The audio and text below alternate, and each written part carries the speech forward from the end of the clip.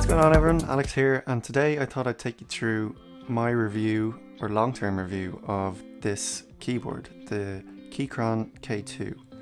Now, I've had this keyboard for about a year, so I've had a lot of experience using it, and overall it's been a really great experience. Considering the price, I spent less than €100 on it, and I feel like it's great value for money. So I'm just going to give a few of my thoughts on the keyboard, so please stick around for the video. Okay, so just to go over the specs of this keyboard that I have here, it's obviously the Keychron K2. Now this is a TKL or 10 keyless sized keyboard, and what that means is it's a full size keyboard minus the numpad. So you have a full function row and you have the arrow keys. I went for the all plastic body with white LEDs and Gateron Red Switches. There is different options, but I chose this one because it was the cheapest and it suited what I needed. Okay, so I'm going to break this video down into 4 different sections. The first being build quality, then design, then connectivity, and then typing. So I'll timestamp each of those down below in case you want to skip to one of them. And yeah, let's kick off with build quality. Alright, so the overall build quality of the Keychron K2 is actually really good. Considering you spend less than €100 on it, and I got the basic model, that means it's all plastic and white LEDs.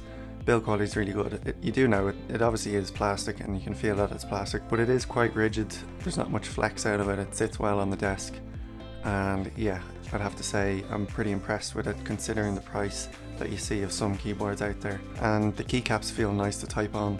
I'm quite slow at typing, to be honest, but from my experience it's actually really nice to type on them. Also, I feel like I almost never have to charge this keyboard. I reckon I get at least 2, maybe 3 months battery out of it, and that's probably down to the fact that I don't really have the LEDs on too much. I only have the LEDs on the button that I press, so once I press the button it lights up and turns off, and then occasionally at night time when I'm working in the dark I'll have all the LEDs on. But as I said, battery lasts well over 2 months. I hardly ever have to charge it. The last thing you want is in the middle of doing some work, your keyboard to run out of battery, so that never seems to happen. Okay, so I want to talk about design now. So overall it's actually quite a boring design, but I kind of like that because it is pretty clean. It fits into most desk setups.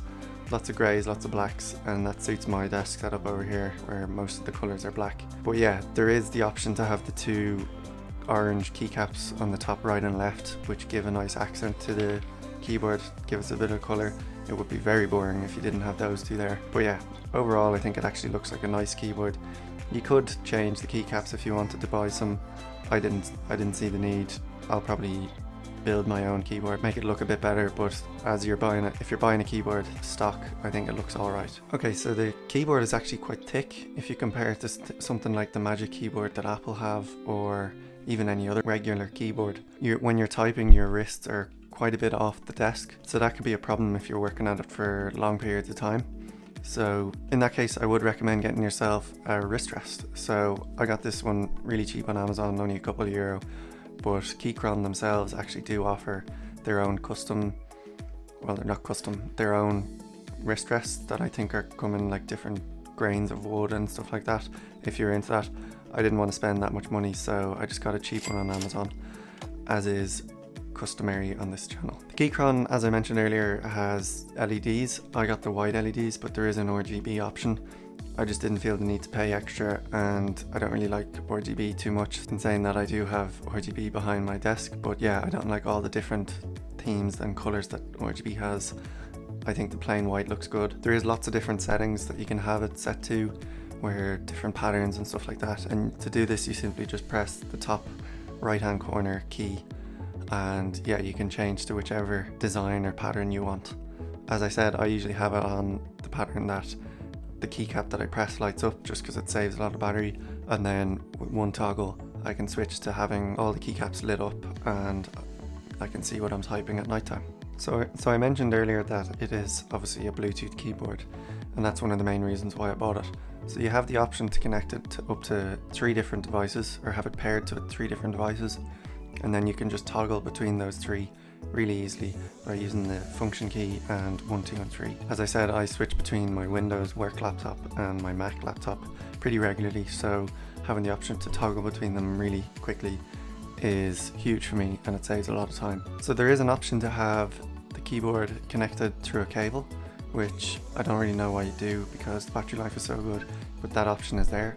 And it is USB Type-C, which is really good. And the port is actually on the left-hand side, so the Keychron comes with a cable that has the USB Type-C port at a right angle, which is really nice. It makes the desk look a lot more clean when you're using it. And obviously that connects to a USB Type-A, so you can plug it into your laptop or whatever way to charge it. Also on that left hand side you have two toggle switches that you can use. The top one is to switch between Mac and Windows or Android and iOS. So this is really handy when you're flicking between the two operating systems like I do. Flick of a switch, you're on Mac, and Windows vice versa. So yeah, that's a cool feature. And then underneath that is the power switch. So you have three different sections. You have Bluetooth, power off and wired. I always have it on Bluetooth, and I don't actually turn it off at night time, and the battery still seems to last because it obviously goes into sleep mode or something like that.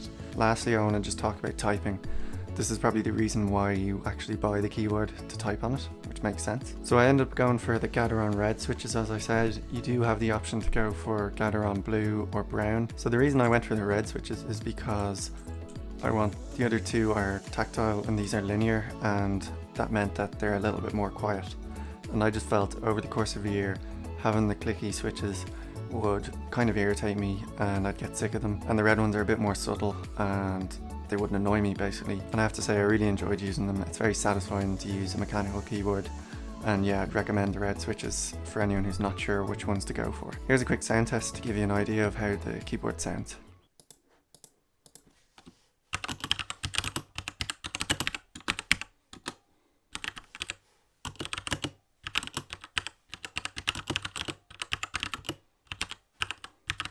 Overall, I'd have to say this is a really great keyboard. It's a great option for anyone who's looking to get their first mechanical keyboard and isn't too sure where to go. Coming in at like under €100, I don't think you can go wrong. The battery life, the connection to 3 different devices, and just the overall aesthetic of it. It's nice and small, compact, but it has the full keyboard size. So yeah, overall I'd have to say I really enjoyed this keyboard and I would recommend it to anyone who's looking to buy one. Anyways, that's it for this video. I really hope you enjoyed it. Thanks so much for watching. If you did enjoy it, please consider subscribing, and I will see you in the next one. Cheers.